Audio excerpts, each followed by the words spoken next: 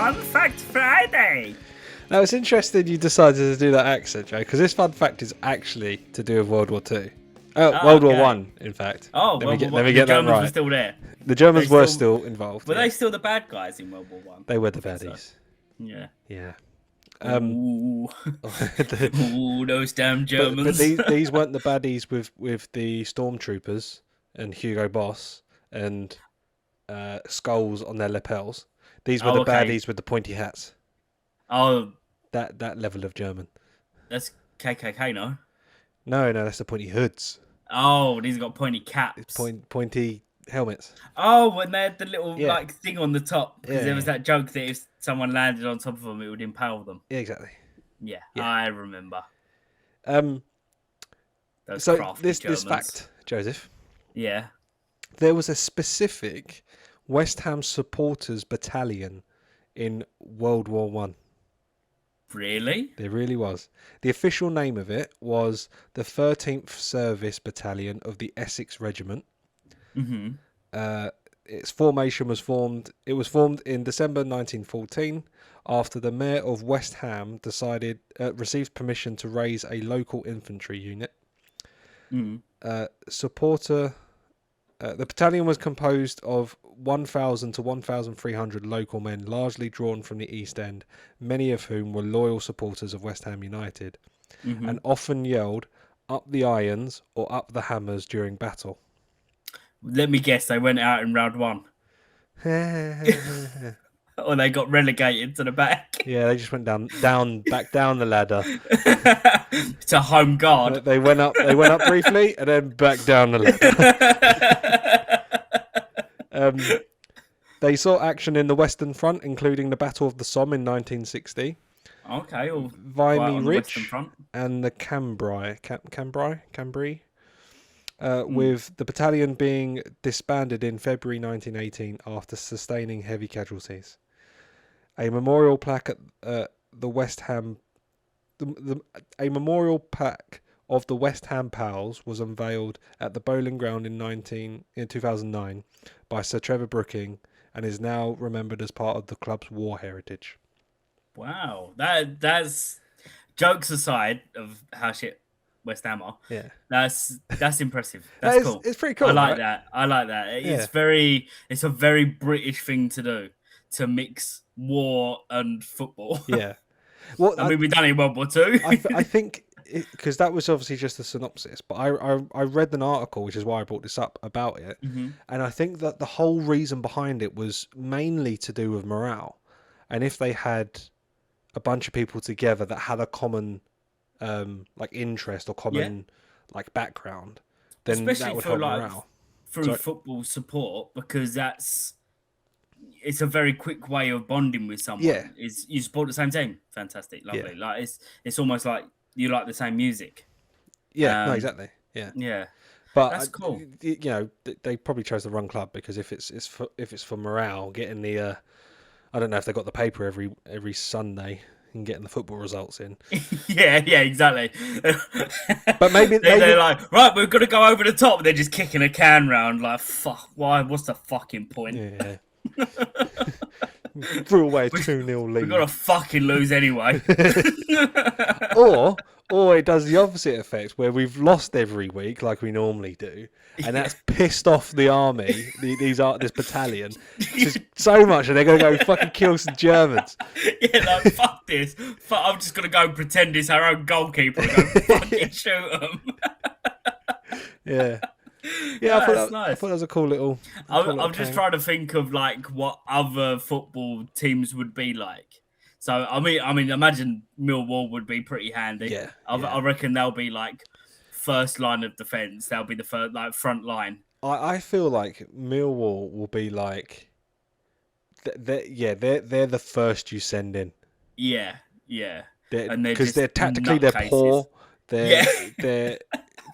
They don't really think and stop and evaluate the situation. They're just gung ho in and try and cause some damage. Fodder.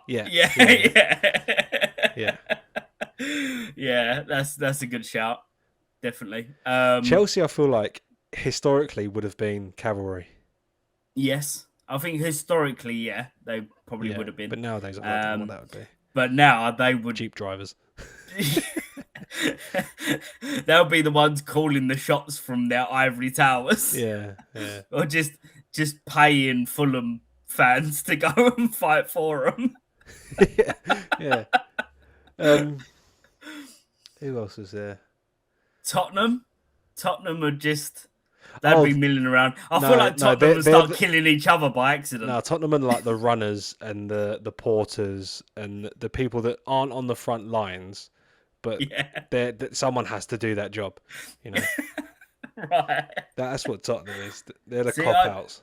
I just got an image of the Tottenham fans going out there, like just looking down the end of each other's guns, just like, oh look, this is cool. And then like every now and then one goes off and just shoots himself in the head. Like... No, that's Norwich. That's Norwich. I feel like Norwich will be like the Navy because they can swim well with their web feet. Yeah, fair enough. That and Gillingham. Yeah. Arsenal, obviously, artillery. I mean, yeah, they'd have to be, wouldn't they, because of their badge. Yeah. Arsenal doing really, really well right up to the last minute. Yeah. And yeah. Accidentally shoot their own trench. Yeah. Yeah. Something like that. Yeah. Yeah. Yeah. I think. What about Man City? Because I mean, historically, Man City would have just been middle of the pack. Just nobody really realizes that they're there. Yeah, but weren't just because they've holding got it a up. boat on there. Them and United have got boats on their badges. So would they be Navy? They could, yeah, I suppose so. Yeah, they could be Navy, SAS. Because that's the thing. They kind of get shit done. Yeah. Not Man United, Man City. Yeah, that's going to be that. They're just like no nonsense. The SAS and the SBS don't really get on, do they? Or do they? No, I don't. I imagine there would be some kind of argument. So yeah, it could be the SAS, SBS. Yeah. For Manchester United and Man City. Yeah, because they're obviously the most elite. Yeah.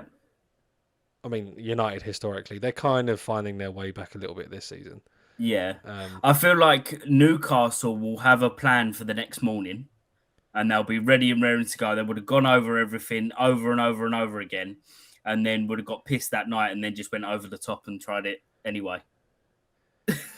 Yeah. They would have just got pissed up and just the plan would have gone right out the window and they would have just gone over the top and all got killed. Yeah. Yeah.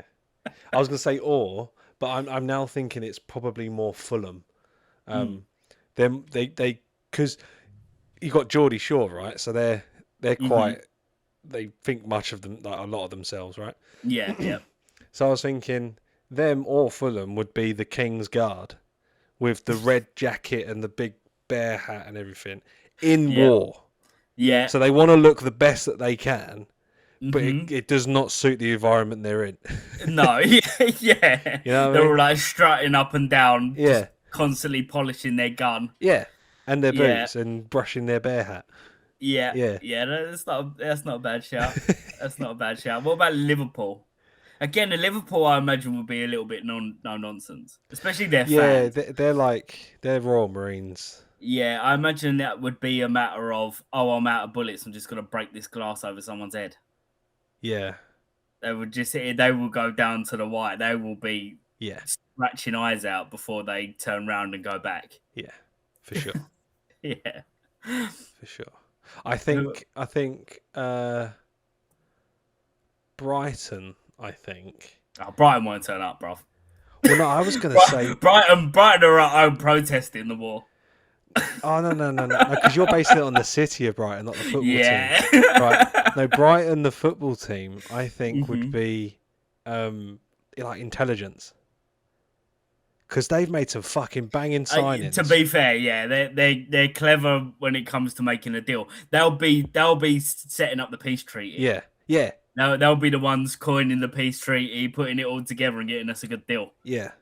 Yeah, we should have put I've just figured out what Tottenham Tottenham is. Oh god. Tottenham are the I don't know what you would call them, but like they do espionage, so like the spies.